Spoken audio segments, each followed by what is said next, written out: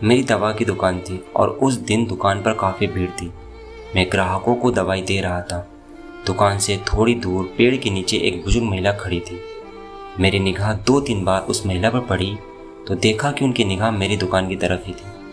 मैं ग्राहकों को दवाई देता रहा, लेकिन मेरे मन में उस बुजुर्ग महिला के प्रति जिज्ञासा भी थी कि वो वहाँ खड़े खड़े क्या देख रही है। जब ग्राहक कुछ कम हुए तो मैंने दुकान का काउंटर दुकान में काम करने वाले लड़के के हवाले किया और उस महिला के पास गया।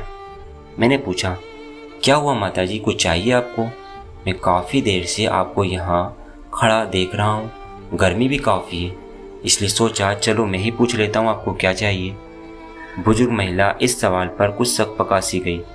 फिर हिम्मत जुटाकर उसने पूछा, बेटा काफ़ी दिन हो गए हैं, मेरे 2 बेटे हैं, दोनों दूसरे शहर में रहते हैं। हर बार गर्मी की छुट्टियों में बच्चों के साथ मिलने आ जाते हैं। इस बार उन्होंने कहीं पहाड़ों पर छुट्टियां मनाने का निर्णय लिया है बेटा, इसलिए इस बार वो हमारे पास नहीं आएंगी। ये समाचार मुझे कल शाम को ही मिला है। कल सारी रात ये बात सोच कर परेशान रही, 1 मिनट भी नहीं सो सकी। आज सोचा था कि तुम्हारी दुकान से दवाई लूँगी, लेकिन दुकान पर भीड़ देखकर यहीं खड़ी हो गई। सोचा जब कोई नहीं होगा तब तुमसे दवा पूछूंगी। हाँ बताइए ना माँ जी, कौन सी दवा चाहिए आपको? अभी ला देता हूँ, आप बताइए तो। बेटा कोई बच्चों को भूलने की दवाई है क्या? अगर है तो ला दे बेटा, ऊपर वाला तुम्हारा भला करेगा।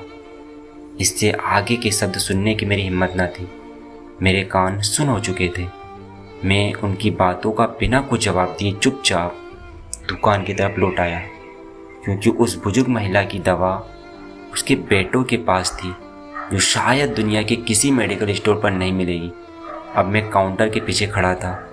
मन में विचारों की आंधी चल रही थी, लेकिन मैं उस पेड़ के नीचे खड़ी उस माँ से नजरें भी नहीं मिला पा रहा था। मेरी भरी दुकान भी उस महिला के लिए खाली थी। मैं कितना असहाय था, या तो ये मैं जानता था या मेरा ऊपर वाला।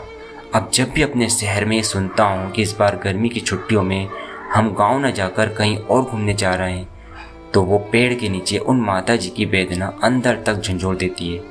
ये कहानी जो दुनिया में माँ के प्यार की वेदना का एहसास करा रही है।